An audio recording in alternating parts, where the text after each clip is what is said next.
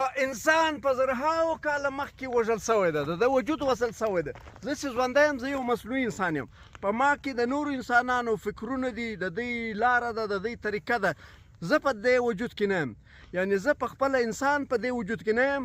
په ما کې نور انسانان دي، د نورو انسانانو عقیدې دي، د نورو انسانانو طرحې دي، د نورو انسانانو نظریې دي. انسان په زرهاو کاله مخکې د ده وجود وژل شوی ده. پوهانو خلکو، چالاکو خلکو، هوښیارو خلکو، مصرانو، د واک اختیار خوندانو دا انسان مړ کړی ده. داسې اوس کوم انسان ده، دا مړ ده. په دې کې هغه انسان نشته چې الله پاک جوړ کړی ده، هغه احساسات نشته چې الله پاک ورکړي دي، هغه فیلینګ نشته، هغه احساسات نشته، هغه انسان نشته چې په دې کې درد وي، په دې کې خواخوږي وي، په دې کې انسانیت وي. په زرهاو په لکاو کتابونو، په زرهاو په لکاو کتابونو چې هوښیارانو لیکلي، پوهانو لیکلي، دغه انسان یې وژلی ده. جمال ته راکړه د انسان شناخت څه شی ده او پېژندګلوي څه شی ده؟ پېژندګلوي پېژندګلوي د انسان شناخت د انسان وجود ده. نه قوم ده، نه نسل ده، نه نسب ده، نه علاقه ده، نه وطن ده، نه خاوره ده. بالکل داسې ده، دا غیر ضروري شیان دي. بالکل الله انسان په لباس هم نه ده پېژندلی. بالکل د انسان شناخت نه لونګۍ ده، نه خولۍ ده، نه یره ده، نه برېت ده، نه نر و ښځه ده، بالکل نه ماشوم او سپین ږیری ده، بالکل نه عالم او پوه او بزګر ده. بالکل نو د انسان شناخت خالي وجود ده، خالي وجود ده.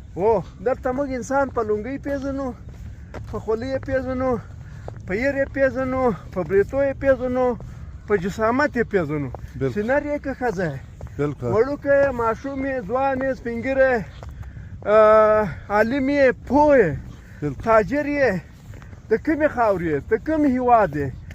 د انسان شناخت انسانانو خپل جوړ کړی ده، خپل قوانین یې جوړ کړي دي. انسان ته یې په خپله رتبه ورکړې ده چې انسان به پښتون بیا انسان ده، چې انسان به مسلمان بیا انسان ده، چې د انسان به په سر پټکی، لونګۍ وي، خولۍ وي، بیا به انسان وي. بیا به یې زه پېژنم، یره یې شناخت ده. بل دا دی د انسان دویم لوی شناخت، د یو انسان دویم لوی شناخت احساسات دي، فیلینګ دي. بالکل احساسات او فیلینګ دي. بالکل خندا دا یې دویم لوی شناخت ده.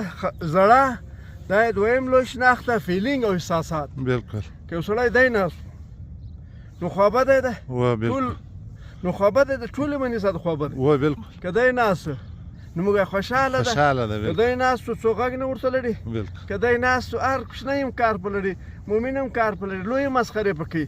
که دی ناست لکه بم، نو دا فیلینګز دي. که انسان خوشحاله و، د ده د مخ تاثرات یو رقم دي، که خوشحاله دی وي، بالکل، او که خوابدی دی ناست خلک لار ځینې چپوي. دا فیلینګ او احساسات په خره کې نشته، خندا په خره کې نشته، ژړا په غوایي کې نشته. دغه فیلینګ نه دی چې انسان یې وپېژني چې هر سړی خوابدی ده. دا نه ده، دا نه لري خر، حیوانان، نور شیان نه لري. او دا فیلینګ نه لري چې والله خوشحاله ده، کوچنی هم کار په لري، کوچنی هم وایي دی خوشحاله ده، راځه مسخرې وکړو. دا یې دویم شناخت ده.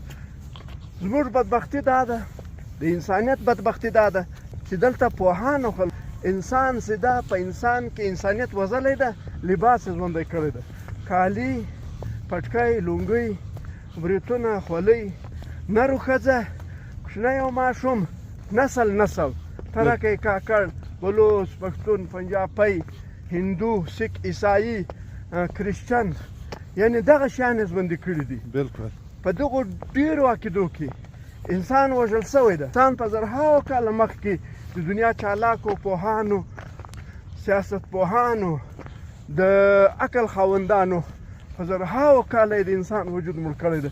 نن چې کوم انسان ده، دا انسان نه ده، دا د رنګ و نسل پر بنیاد باندې ژوندی ده، دا د ژبې پر بنیاد ژوندی ده، دا د عقیدې پر بنیاد ژوندی ده، دا د لونګیو پټکي په بنیاد ژوندی ده، دا د خولۍ په بنیاد ژوندی ده، دا د ژیړي په بنیاد ژوندی ده، دا د برېت په بنیاد ژوندی ده. دا کومه علاقه څه ده؟ افغانۍ، پاکستانۍ، امریکن، هندو، انګلستانۍ، په دغه بنیاد ژوندی ده. نو انسان وژل شوی ده، پوهانو وژلی ده، کتابو وژلی ده، عقیدو وژلی ده. چې عقل لري، شعور لري، هغو خلکو مړ کړی ده. راځئ بیرته انسان را ژوندی کوو.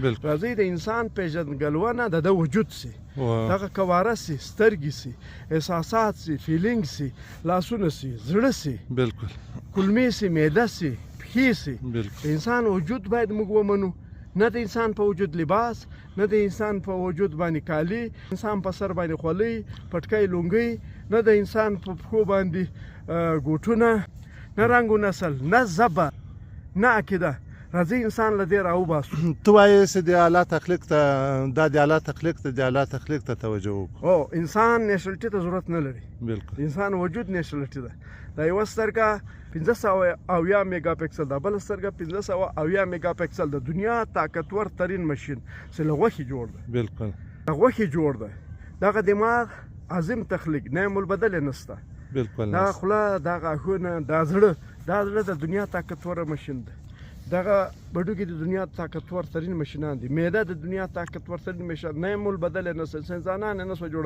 یو آزاد انسان تر اوسه پورې چانه جوړ کړي یو وخت چانه دی جوړ کړي دا وخت نه سو جوړولای نو انسان ته احترام وکړي د انسان وجود ته احترام وکړي ټول انسانان د الله تخلیق دي په دې کې رنګ او نسل علاقه کواره ژبه دغه شیان مه ګوري ما په لباس عزت ورکوي ما په ژبه ما په عقیده خالي په دې عزت ورکوي چې دا الله تخلیق ته د الله جوړ ده الله جوړ د عزت ورکړي مهرباني